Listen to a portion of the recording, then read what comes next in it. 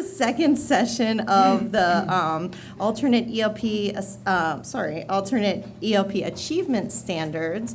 There was some really good discussion about this yesterday afternoon, and then this morning there was some discussion about this in the validity session. So we're going to partially continue those conversations, and then for those who weren't in any of those sessions, we're going to, talk about the big issues and talk about any questions you have. And this is much more of a discussion, so if you have questions or comments for our panelists, please let us know. I will introduce our panel. I'll start with Dr. Gary Cook. He's the Senior Director of Assessment for the WIDA Consortium and is a research scientist attached to the Wisconsin Center for Education Research.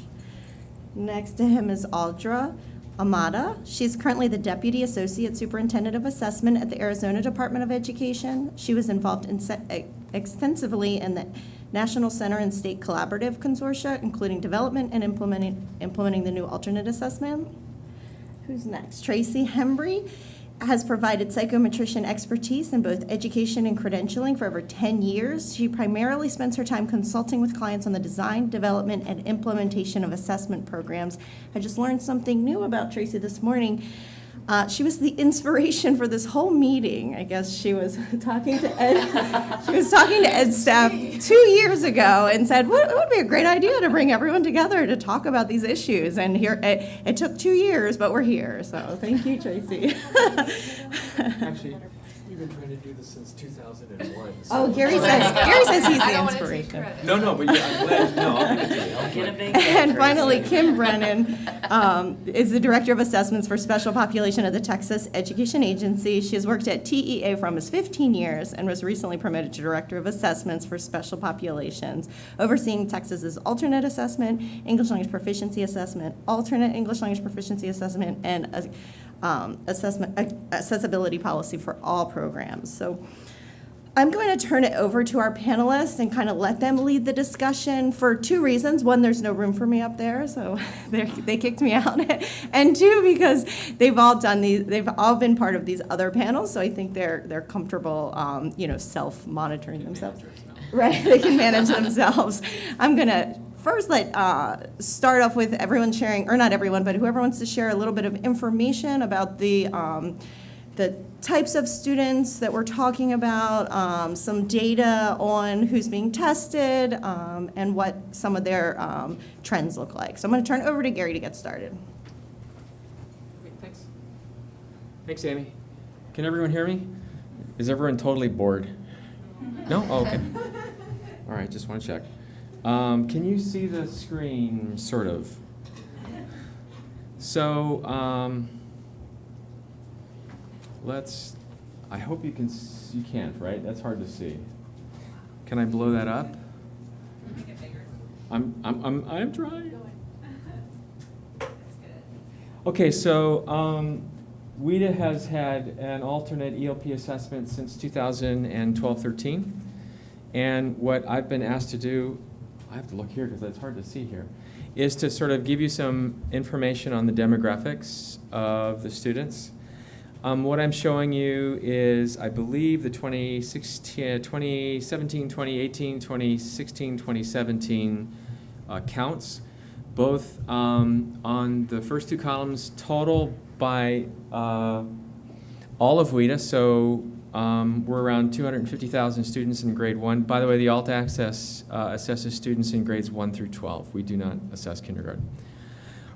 So there are 259,000, and this is not inclusive. It is inclusive, I'm sorry. Of the 250,000 students who were identified as English learners in our data set, about 0.75% of those students took Alt Access in 16-17, and about 0.84 took it in 17-18, and the average time in program, not surprisingly, is around 2 years, kindergarten, first grade.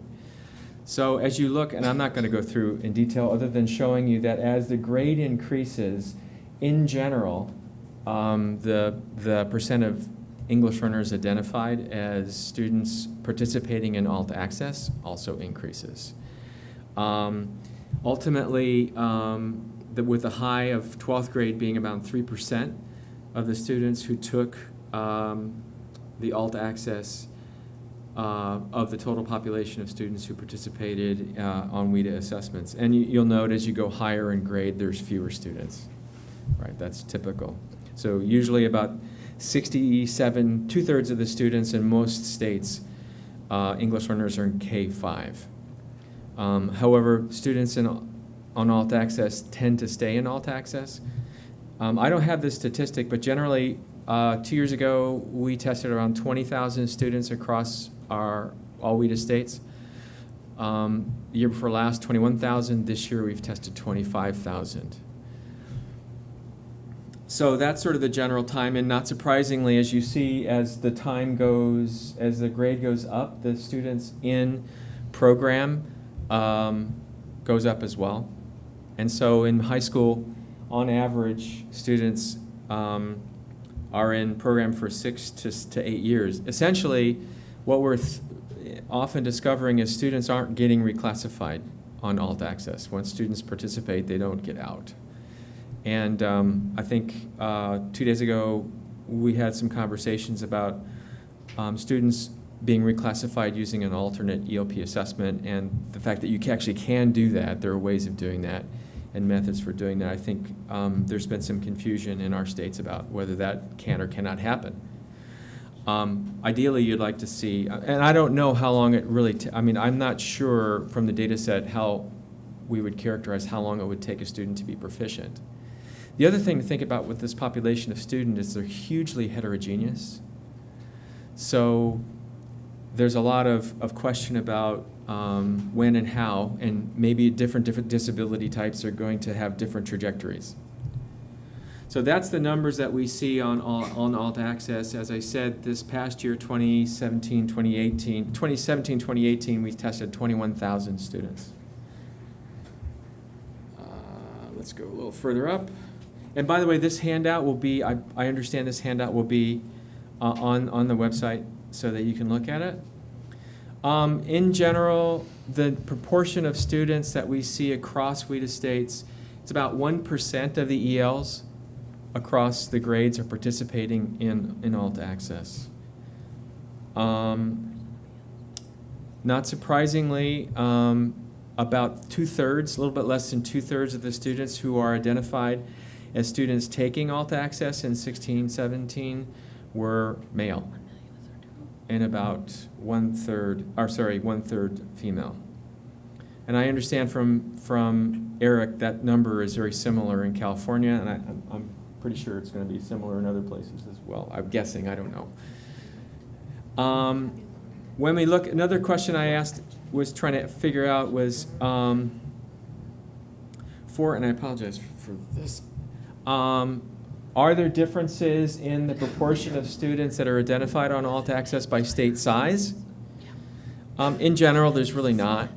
I mean, there are some slight differences. Smaller states have fewer incidences of students taking alt access than larger or moderate sized states, but the size is relatively small. So it's still around 1%. This is sort of a look at the growth. Here's an interesting piece of information. Well, first let's go through this. We find in general, man, I can't, one way, generally about 40% or a little bit higher.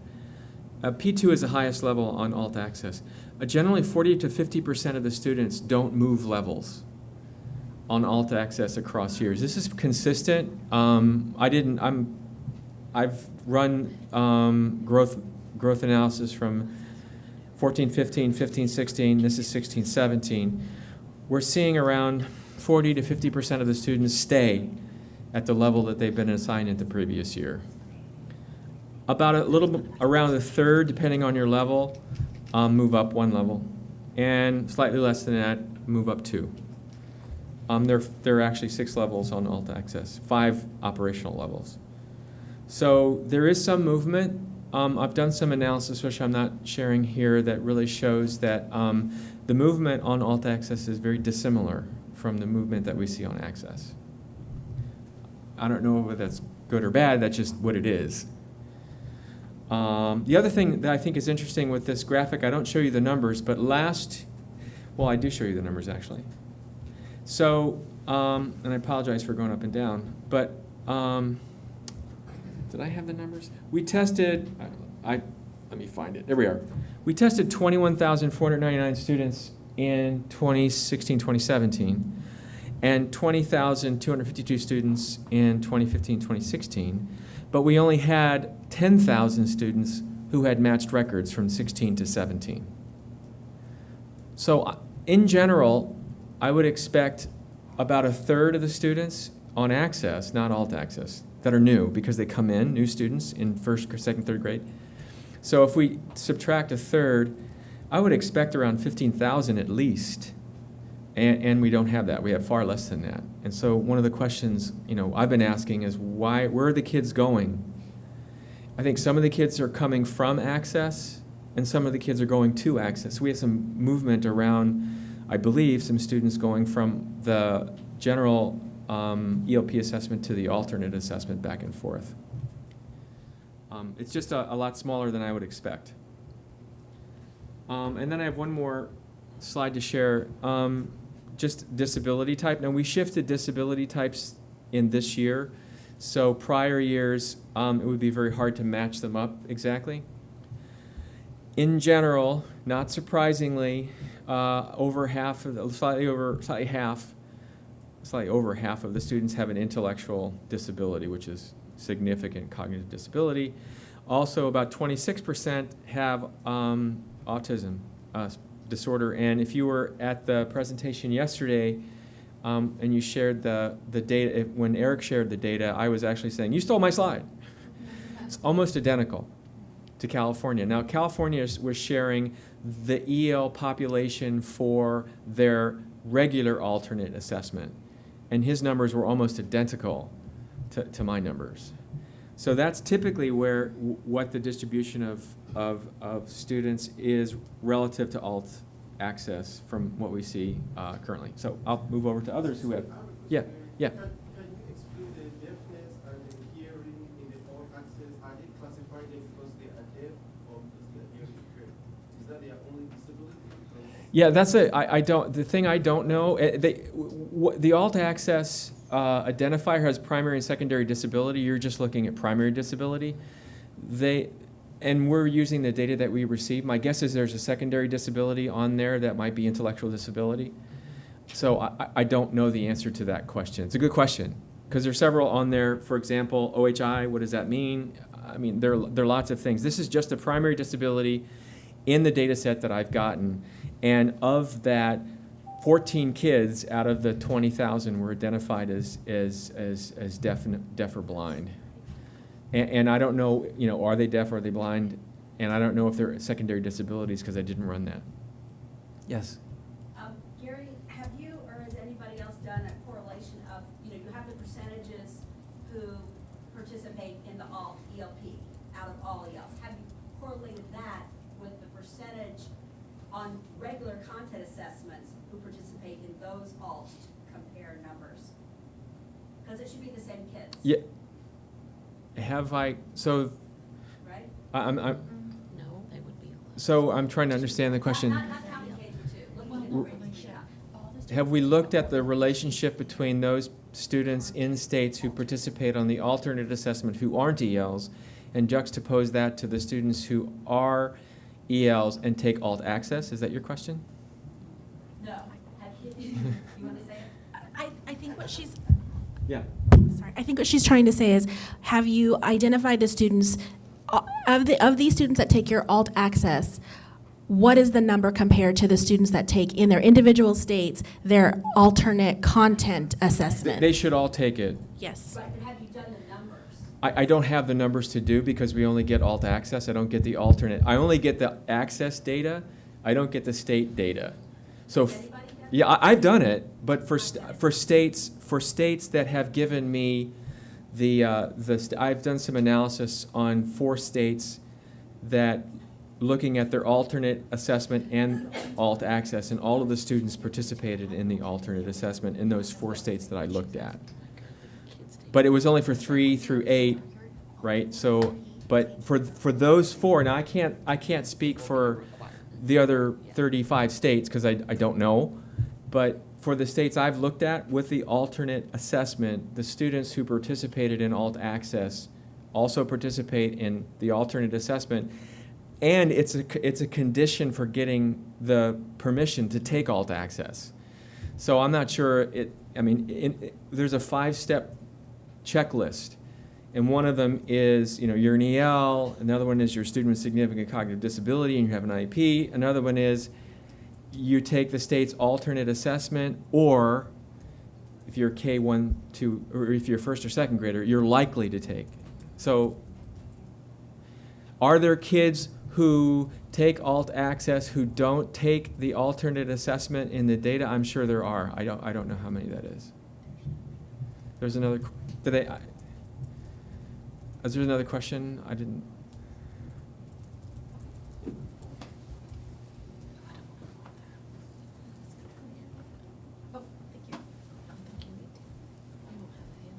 So I'm Audra, and I'm representing, I'm going to show data from NCSC or NCSC from 2015. Oh gosh, this thing is weird, sorry. I feel You need I have a touch screen, so I want to touch it, and I'm like, no touching, no touching. And you can barely see this. So sorry about all this scrolling. Okay. All right, so this is NCSC, a frequency table. Again, I think the challenges that we're having are identifying these students and finding places where this data is occurring. So for NCSC, MSAA, we use the Learning Characteristics Inventory, which is developed in our platform for our assessment. So all students get these questions, we get data on all the students that participate in our alternate assessment, content area for ELE or math. So these are different states, and these are the number of students that were identified in that Learning Characteristics Inventory. Then when we did it in our state and looked at, what does Arizona look specifically, we have data from our statewide data reporting system and then data from the LCI, and they're very different. The numbers are very, very different. So when you asked your question earlier, there's not a lot of states that are going to, besides consortia, but then they have to get the data from the states for their alternate content test, because there's only a couple right now alternate ELP assessments. So in Arizona, they take our general ELP assessment. That's all the data that we have, and not all of them are taking that. They request exemptions for it. They just don't test them. So that's where we're really struggling. And then in yesterday's session, we brought to everyone's attention that the data that we have in NCSC, MSAA is just 312 or 311 really, because we don't have any other data on those K1-2 students because they're not in the alternate assessment. So that's another place where just states have to be aware of where are those kids. You can't forget that other group of students. So this is just some numbers, but I have, I think, a better graphic. Here, you can kind of see where the states were. And again, we're all over the place for identifying students. This is teacher reported, but still we won't have a good system of identifying these students, which I think is going to be a great challenge for everyone. And as you've heard, there's numbers here, there's numbers there. That's something that I think we need to really address. And I think that starts with identifying a definition of who these students are. And so I'm going to let Kim talk about her data a little bit, and then I'm going to show, again, we've been referencing a lot of resources. I'm going to show a website that has a definition that Altella developed for a student with a significant cognitive disability and an EL student. So I'll show you that resource in a little while. So in Texas, we started out about a year ago developing our alternate ELP assessment and looking at the data that we had. We have about 1 million students identified as LEP in Texas, and we have about 45,000 taking our alternate assessment. So out of that, students who are in 3 through high school taking the alternate and identified as LEP, we have about 4,500 students. We don't know K through 2 because, of course, they're not in the assessment system, just as Gary and Audra said as well. So then we looked a little bit about those students who were alt and LEP and looked at their participation in previous years with our just general ELP assessment. And about half of them were exempt from all domains. About half of them were tested in at least one domain. And out of those kids that were tested in at least one domain, we found that about 85% were beginners and the other 15% were intermediate. We did have one little kiddo who was advanced high, and we would like to go find that student out and see why they're alt. Yeah. So we're gonna go check into that. That school will be a little scared about that. But so that's where we are with numbers. We also had some interesting data about 1,000 kids who were taking the alt and who were LEP, who were missing, like didn't sign up, didn't take the general ELP. So, you know, we're kind of delving into what happened with that and why these kiddos were missing and how to get them back in the system. So when we designed our system, going back to the question that just occurred, we are going to make it, our participation requirements are going to require the student to be LEP and take the alt. So at grades 3 through 12, that's the only requirement. You're eligible for our alternate assessment and you're identified as LEP, you take TELPAS alt.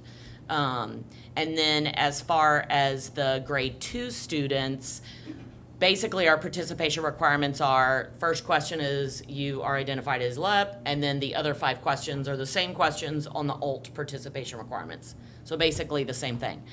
In Texas, we have decided this first year out, we're not doing K1. Those students will still take the general ELP assessment because all 4 domains are assessed holistically. We also have concerns about unintended consequences. If you were at the plenary yesterday, I, talked a little bit about that. We have teachers reporting, you have students who are non-categorical labels. So those are mostly students who, are they autistic? Are they speech impaired? Or is there something else going on? And, these babies are 5 and 6 and you're making a determination about a significant cognitive disability, which is a testing term.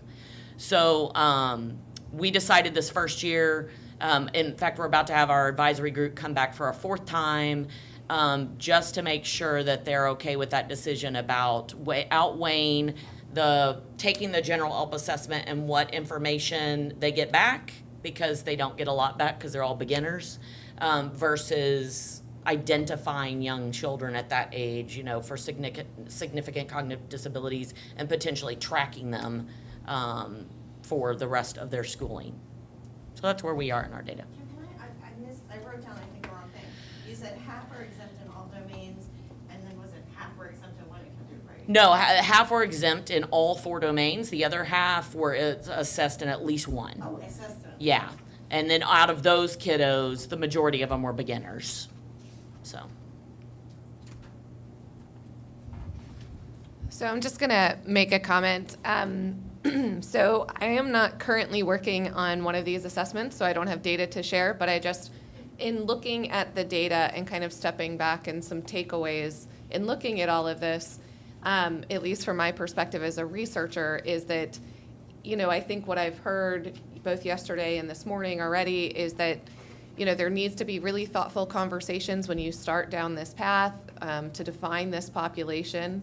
And I think, you can make use of the existing data within your own state to have some ideas of the population to which you're serving once you start to make those definitions. And that will serve you well. Now, if I put on my peer reviewer hat, later on down the line, when you get your data back, you should be doing some reasonableness checks. So, is your testing population for this group far greater than what you expected, and that's going to give you some feedback about training that you're going to need to do moving forward. So I think that's some ways, if you're starting at square one, that you can make use of your existing data to allow for some of these reasonableness checks as you move through the process.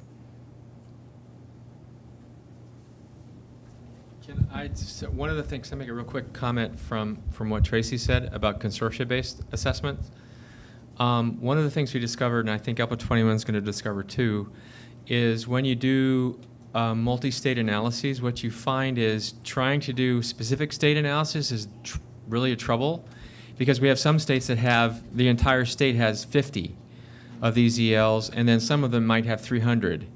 So trying to do state-by-state comparisons, or at least doing some analysis by the state, we run into some trouble because we have high incidences and low incidences. The other thing that we've run into a bit of a challenge for is when we do analysis of alternate assessments across states. Now it's a little bit more stable now with NIC6 and DLM, or MAP and DLM right now. But prior, one state's alternate assessment would elicit a different sort of exit criteria than another state's alternate assessment, because they're wildly different. Another state's alternate assessment, actually all kids were proficient. So there's no way to identify, where's the cut point. So the challenge is when you look across states, it becomes a challenge in trying to understand trends, because you have such a disparate variety of students that have been identified, because we're actually, each state's uniquely identifying their students in different ways. So aggregation across states, or at least some comparison across states, becomes a challenge.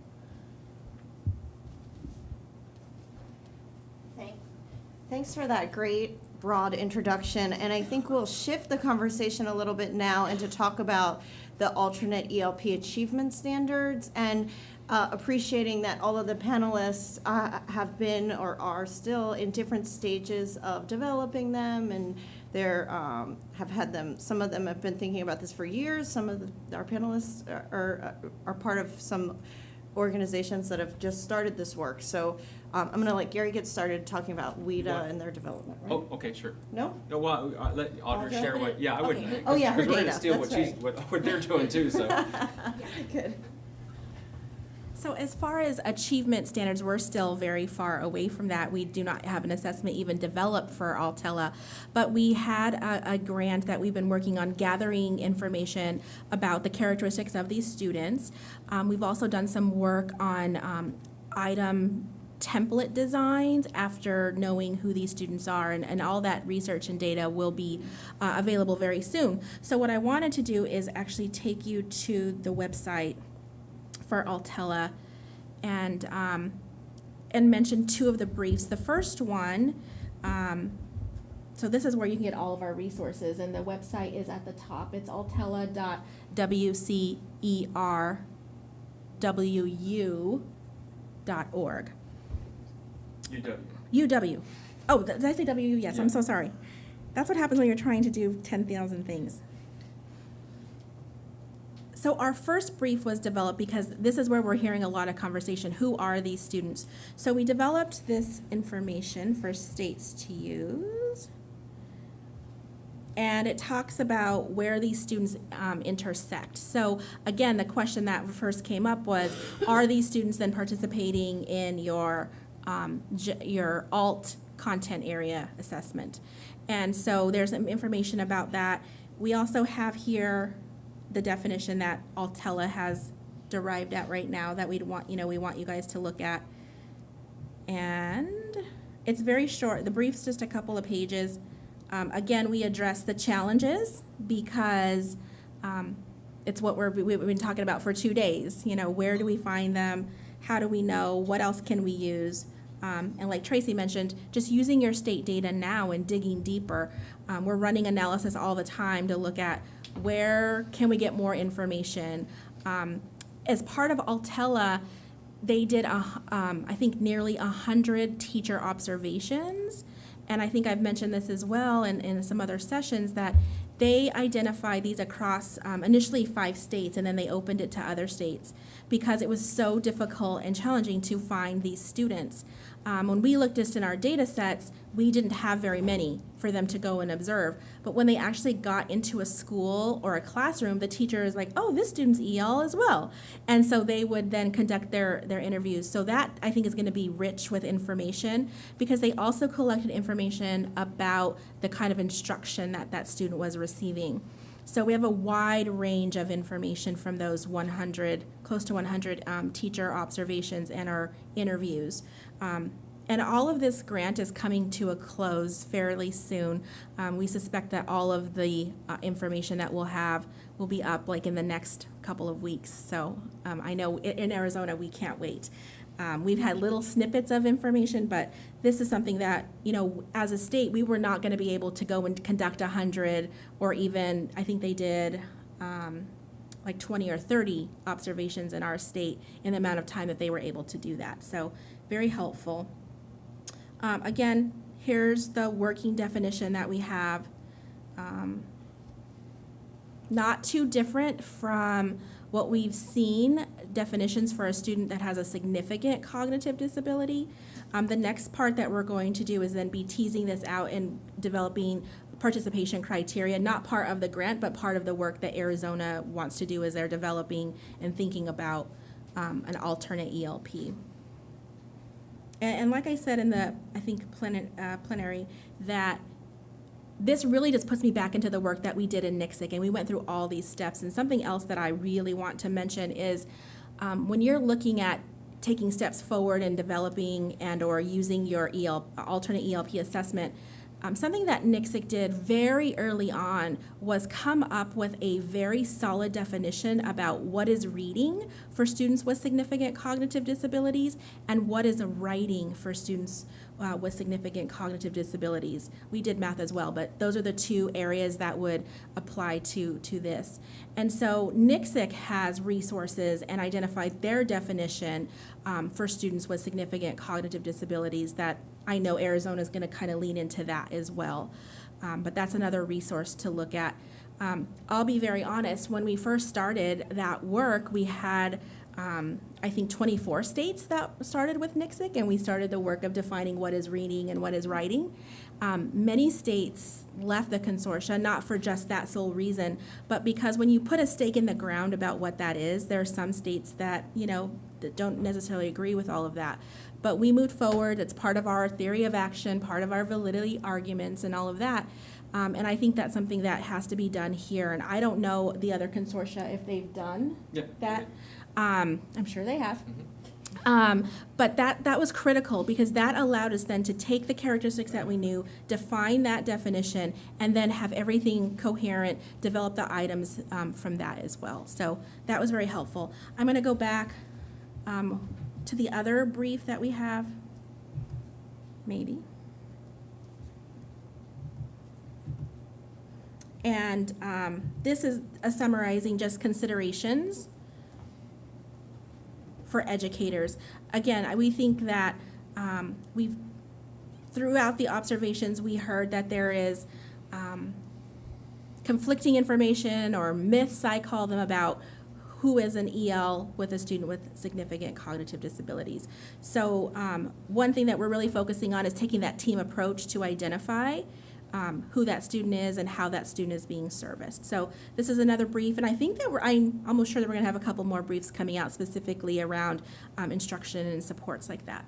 So that's all I have. Do you want me to go back to the presentation? Do we have a presentation? Is there anything else? Really. Okay. That's fine. Okay. Yeah.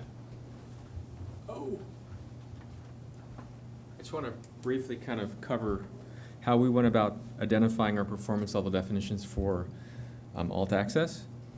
And we're waiting for the results from NCSIC. Actually, several of folks are at WCER that are working on NCSIC with Arizona. So we're eagerly looking forward to the final report so that we can sort of begin looking at alt access relative to that. What we've done with alt access, and alt access was an enhanced assessment grant that was awarded in 2010. To develop an alternate ELP assessment, and it was developed by Dr. Craig Albers at the University of Wisconsin, who is a special educator researcher.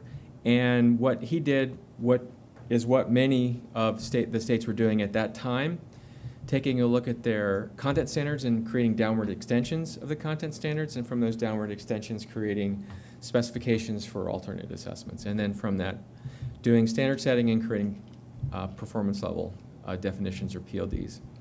So that's what was done with alt access. We took Dr. Albers looked at the WIDA's standards and created downward extensions. Part of that process was done similar to what Norman Webb if you recall, has his DOK levels.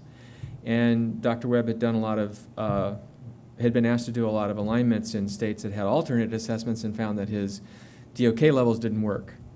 And so he borrowed sort of downward extensions of his DOK level from some work that I had done with some others at University of Wisconsin.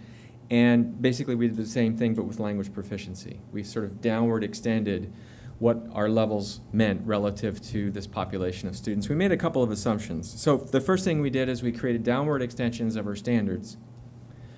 And then with the downward extension of our standards, we made some assumptions about the language of these students, specifically the linguistic complexity these students were able to manifest, everything from pre-production to production. So we sort of made two big assumptions. One is that these students do increase in their comprehension and production of technical language.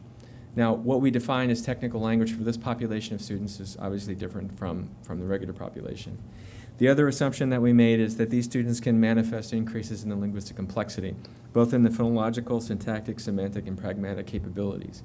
So we had to operationalize that relative to what we believed were the types of language that we would be able to show and the types of levels these students might be able to manifest. So what was done was we took our level 1 essentially, if you can sort of think about it, and stretched it out so that we have 3 levels that basically represent, actually 4, level 1. And then we have level 1 expectations and then level 2 for our WIDA standard. So that's basically what we've done is taken our levels at level 1 and 2 and just gone like that linguistically. Now that yes, Yvonne. What you mean by downward extension? And we talk about in MSA, we talk about simplification and prioritization Right. of the standards. So what does that mean downward What I- in terms of this? What is a so instead of saying identify, which is Norman's DOK 1. I'm shifting to an example in DOK. Would be to acknowledge. It would be a downward extension of identify. And then what are the steps to get to that particular level of identify? I think Dr. Albers sort of worked that way with the WIDA standards when he looked at level 1 and 2. What does that mean? What are the elements, essential elements of, say, level 1 versus speaking, listening, reading, and writing? What are the core elements that we would want to see, and what is the progression to get to that particular point? Is how we operationalize that, and that's how the AMPs were created. But I would say that was done from the standards level down. What I think Altella is doing that I find is something we need to do. This is looking from the student level up. So we've actually taken a look at with Access. We've taken a look at our standards and did that downward extensions. What Altella has done is basically gone into classrooms and looked at these children and said, what is it that they're capable of doing? That's one of the things we haven't done with Alt Access, and that's why we're eager to hear and see what they have, because we want to incorporate that, because some of the things that we were assuming might either be too much or too little. And that's I mean, we know on Alt Access through some of the research we've done in the past, it does share some of the relationships that we would expect regular ELP assessments to share. But are we really challenging these students enough? And that's the question we really don't know, because we actually came from the top down instead of from the bottom up, and that's where I think Altella is really going to give us some more insight, because it has that bottom up. But that's how we created the assessment program and the alternate performance level definitions for Alt Access. As for Texas, we did what I think you could look on the outside is what we did with the Alt Access is we extended down. On our general ELP, we have beginner, intermediate, advanced, high, and we went pre-beginner all the way to about intermediate. However, in doing so, our SPED and EL specialists, both our educators that we brought in, we were teasing apart our ELP standards to take the pieces that we thought were most accessible. And then when we did our proficiency level descriptors, the teachers looked at those standards and said, well, how do my kids portray that? What are all the different ways in my classroom? So it kind of is looking at it from a teacher perspective, a student perspective as well. But we came up with about the same thing. So we have levels 1 through 5 for our proficiency level descriptors. And those match up to your general population? Do you have 1 through 5 for your general population? No, it's beginner, intermediate, advanced, and advanced high. So it's 2 different labeling systems. But in Texas, we're going through, here in the next year or 2, our standards are going to be revised. So we'll, currently they're not grade level specific. They're just the standards and they're broad, and that's how we set our test up. But I know this is another part, later on, lessons learned, we're hoping that those standards will be more grade specific so that our assessment will evolve in that direction as well and tease out a little bit more specificity in those descriptors. Something that I wanted to add in that I've heard, Arizona hasn't done this work yet, but I'm taking from our colleagues here, was about the standard setting that occurs and how that was conducted for the speaking and the listening, because it's not a traditional, here's a bookmark, here's the item. They actually did some really unique things that I think that they can talk about. And again, looking at that alternate ELP in a different way, because of those domains and what that looks like for standard setting. That didn't even cross my mind until I heard, and I'm like, oh my goodness, that's another something else we need to keep in the forefront. I can't forget about how that might look when we're designing this work. So I don't know if you want to talk about yours. For our general, for our general ELP assessment, we just completed standard setting on 3 of our 4 domains for grades 2 through 12. We, for the first time, operationalized a listening and speaking test, and the speaking is machine scored. So standard setting was a little different as far as how you presented responses, so we had recorded responses of students at various different levels from our range finding and our scoring, and teachers made judgments on those student responses. So our standards were approved. They should be posted here pretty soon. But it was definitely a unique experience. So.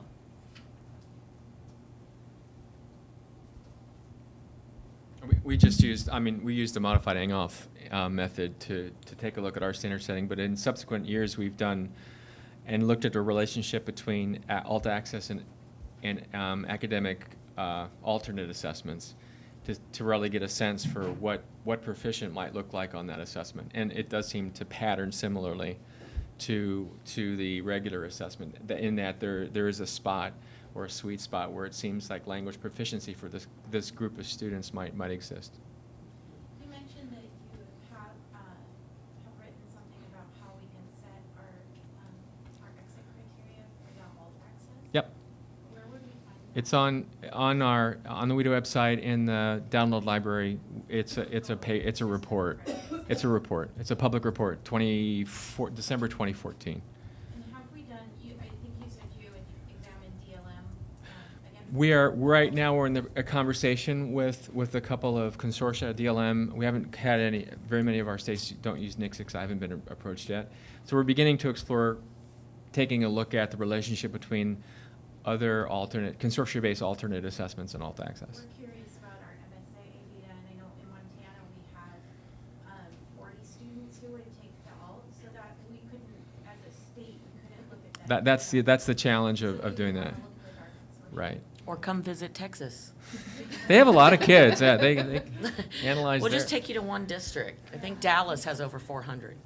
And I just, FYI, I was actually part of that standard setting, the initial one. Yeah. For the alt access, and that was when I first started my job, and so much more now, and I wish I could go back and be there again and redo that experience.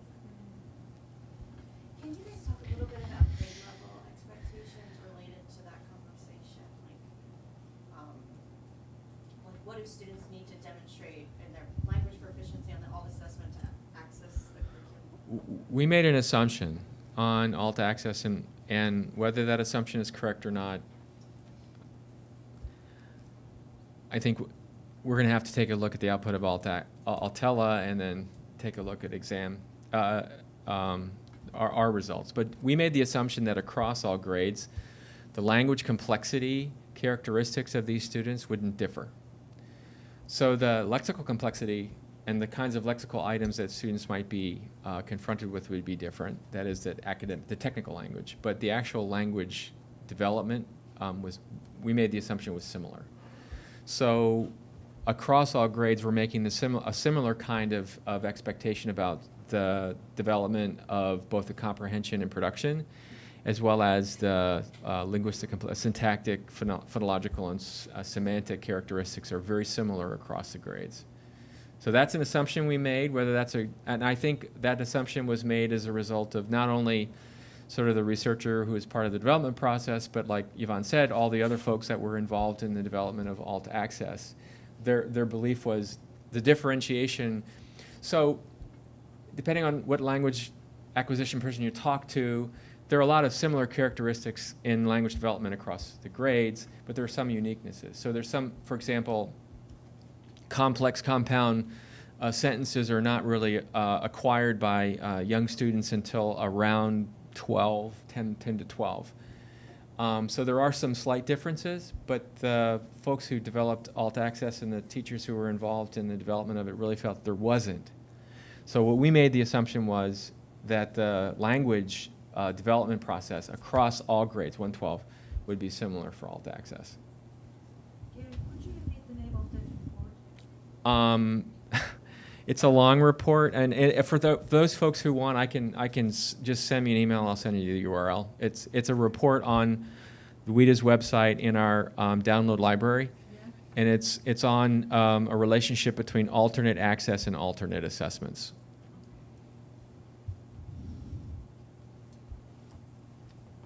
I mean, I don't really have a lot to add because Altella is not developing an assessment. We're doing this kind of pre-work.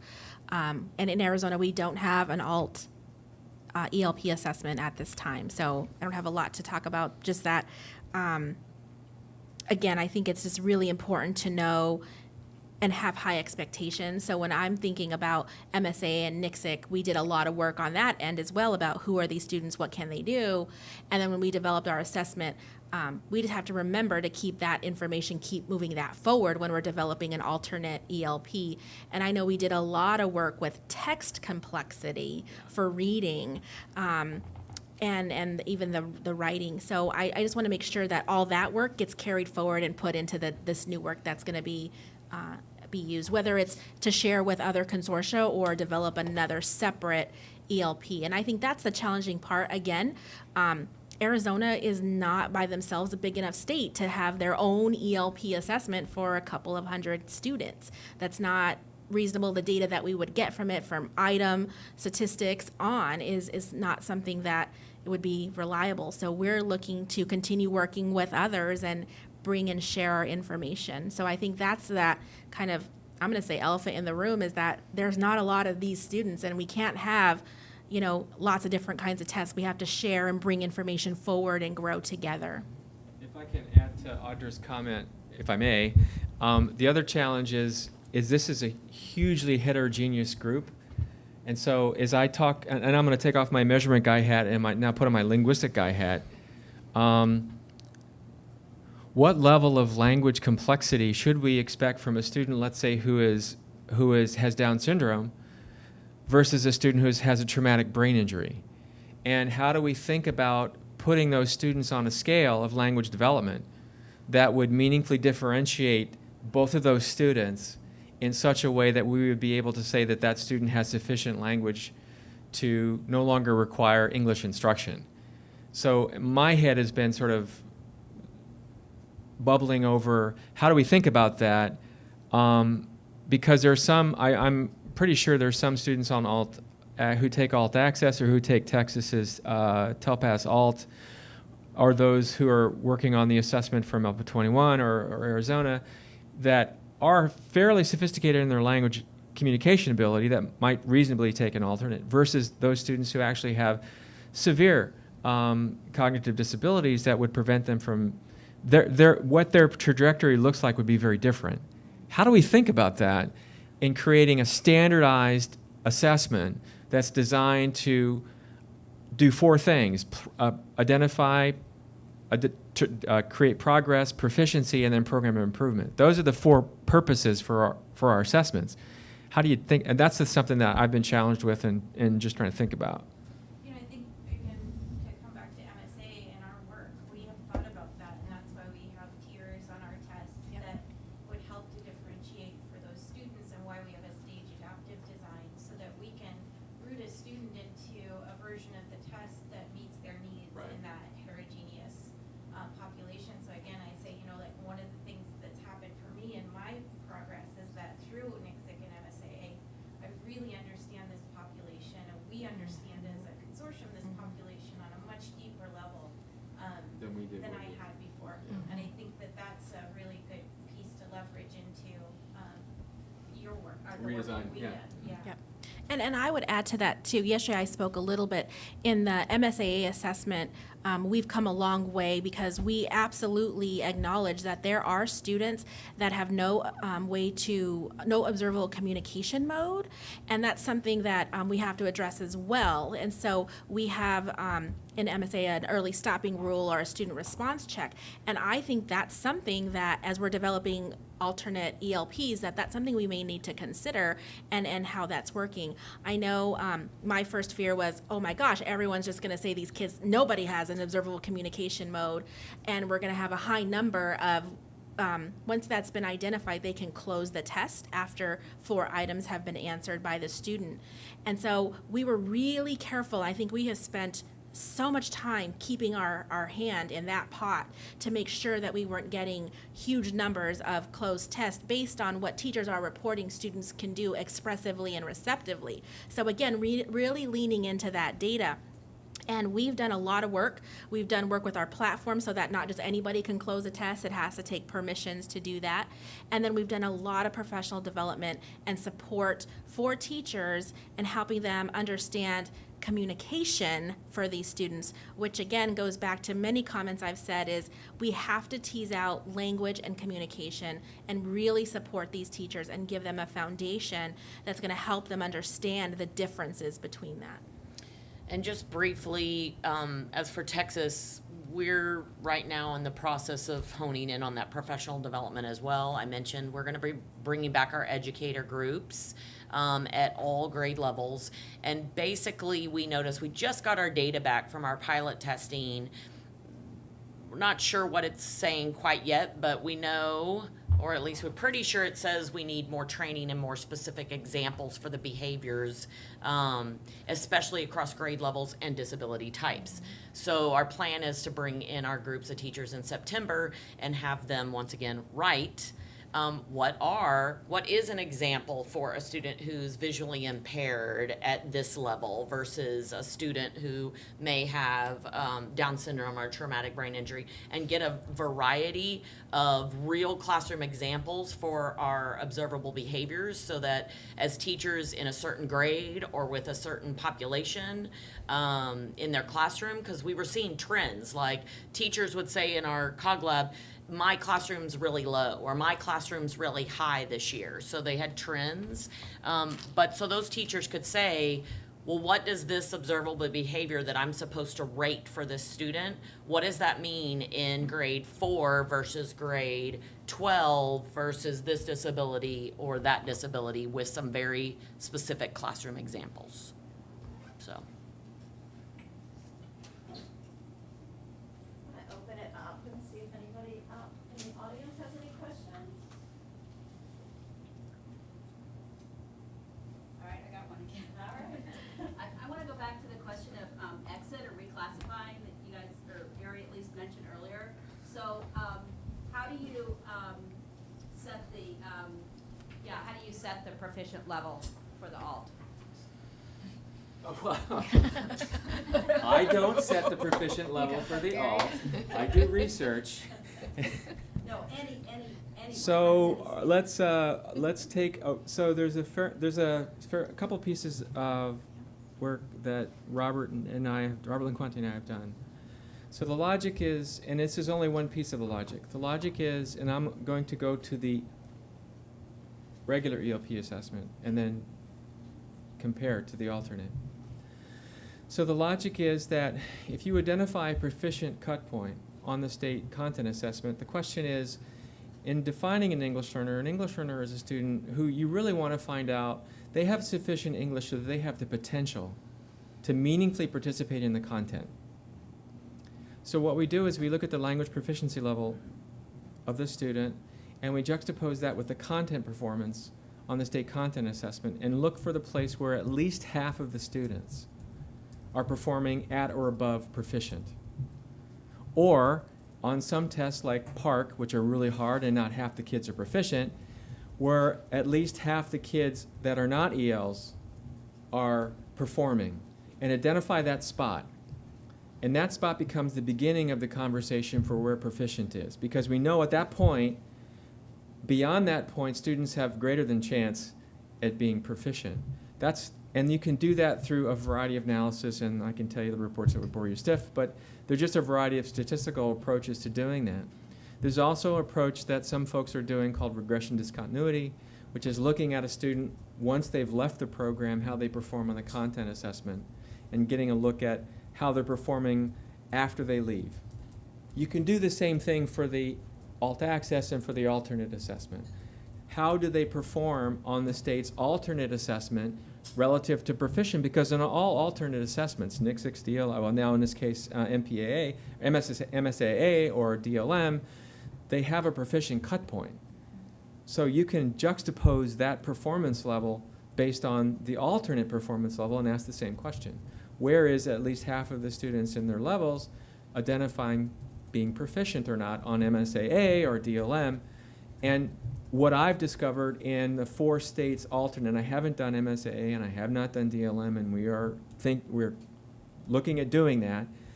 Where does that spot live? Where do we see that spot happening? And what I've done for the 4 states I've looked at is, and there are 4 different alternate assessments pre MSAA and DLM, you could find that spot, and it wasn't the lowest spot and it wasn't the highest spot on alt access.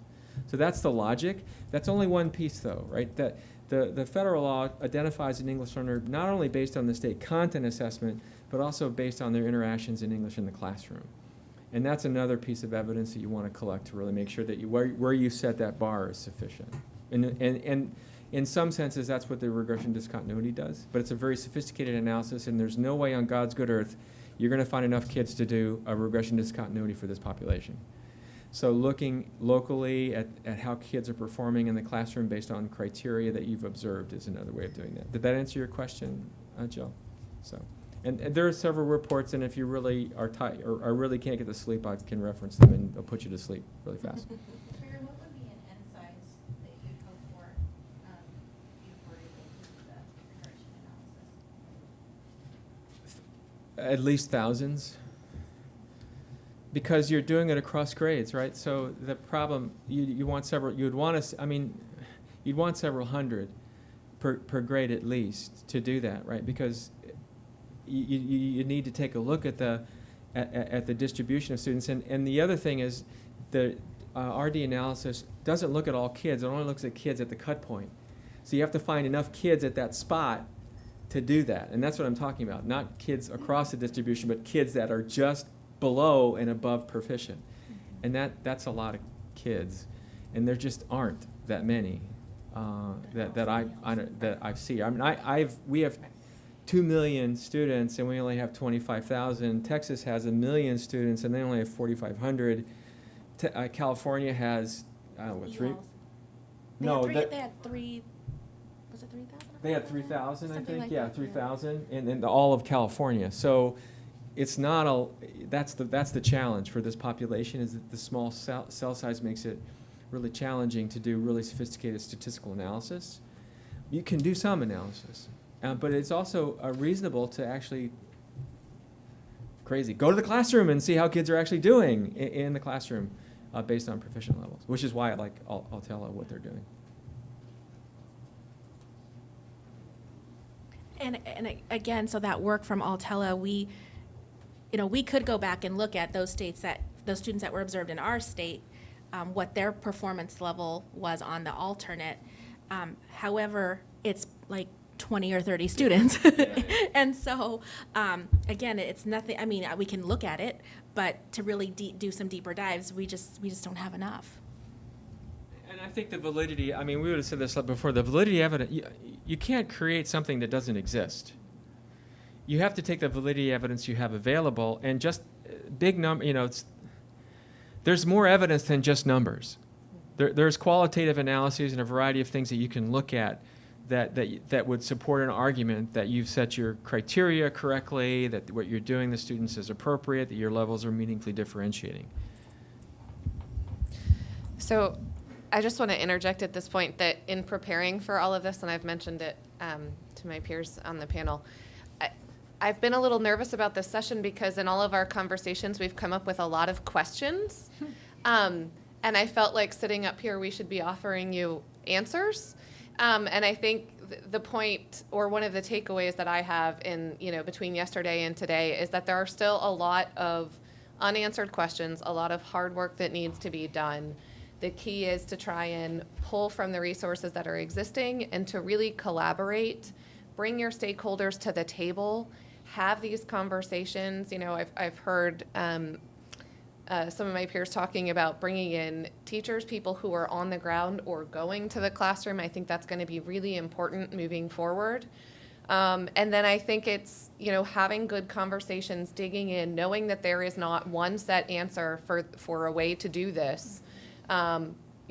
Bringing people to the table who are experts in, on these populations or work with these students, and then doing reasonableness checks along the way is going to go serve you well, particularly when it comes to peer review and presenting, your case or your rationale for the decisions that you made throughout the process, and documenting them as you go, not at the end, will really be helpful, I think.